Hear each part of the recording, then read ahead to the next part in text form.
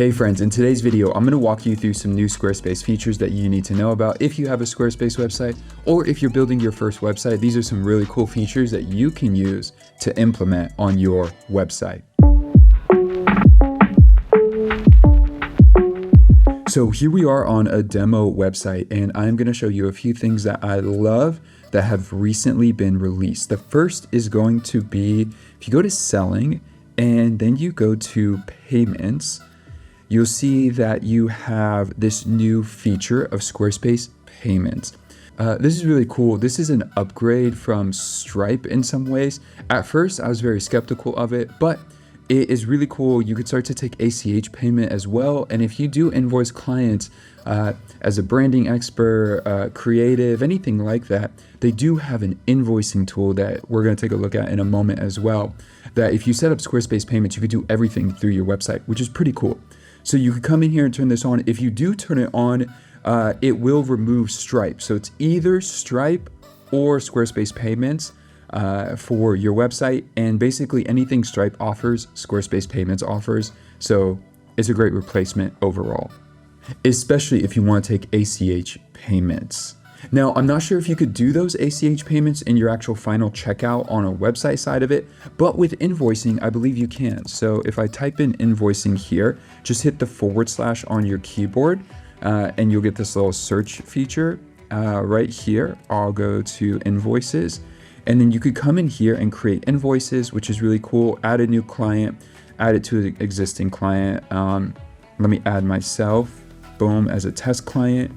And then here we go. You could come in here, create invoices, give them payment options, figure out all of that, style it, send it. It's really, really cool. I would say it's not the most robust features, but there are some cool features that are coming out. You also have projects where you can add this in, create milestones as well. So I'm going to add myself as a test project here. Boom. And you can see where you can invoice, project totals, major milestones, invoices, documents. You have a whole experience here that you can build out. I haven't really used this yet, but this is a really cool feature that they have added in. Again, it's not the most robust. It's not a full like CRM system, but it does offer a lot of potential for you to do a lot of things through your website. And now that you have Squarespace payments set up, you could take ACH payments, which is awesome. Now, you may have noticed while we're here on the back end is there's a few changes to the menu here. One of them being content and memberships. A lot of this used to fall under selling, but technically it's a little bit different. So they've created this new section where you can see a lot of different ways where you can get content, sell products on your website, digital products, services, things like that. But here they really emphasize these 4 selling options, which is video on demand, courses, the blog, and then member sites. So in here, you can get a feel for what you want to create. Come in here and say, create a pricing plan, course, video on demand, a blog, a member site, or a sales page. All of those are options that you can create really quickly. Here, I'm going to do just one thing. Let's do a course. So I'm going to start with a course. You could title it new course. And just like that, you could start to build out a course experience. What's really cool about the course experience, it does track your progress. It has a lot of cool features involved. So here we go. You already have pricing plans built. You have a paywall. You have a course overview page, and then you have course content. So this is the course overview page. You see the progress here. If you haven't seen this before, they have a full set of features here that you could take a look at, but you could easily click into any of these lessons, be able to watch the video, add in resources, complete and go to the next one. There's a ton of options. You could customize the look and feel.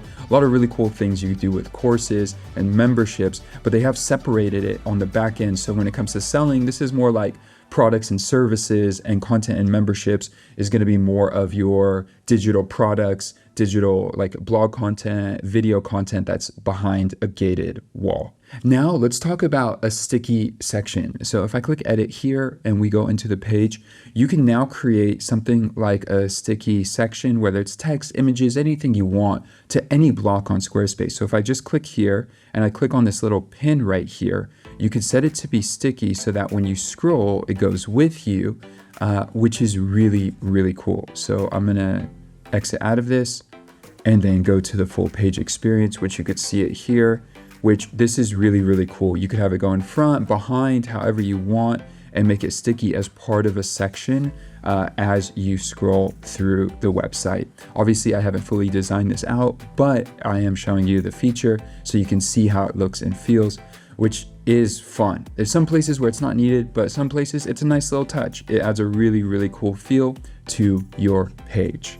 Now, let's say you're creating a sales page and you want to hide the header and footer. Well, there is now a feature where you can do that automatically on the page. So if I go into the settings and then I go to navigation, you'll see you have the opportunity to easily hide the header and footer, which again makes for selling content, having sales pages a lot more user-friendly. So you could have this quote unquote cover page. If you remember that from Squarespace 7.0, you could now have that feature without using any custom code at all to your site. So if I do that, hit save, you'll see the navigation will go away and then the footer at the bottom is gone as well.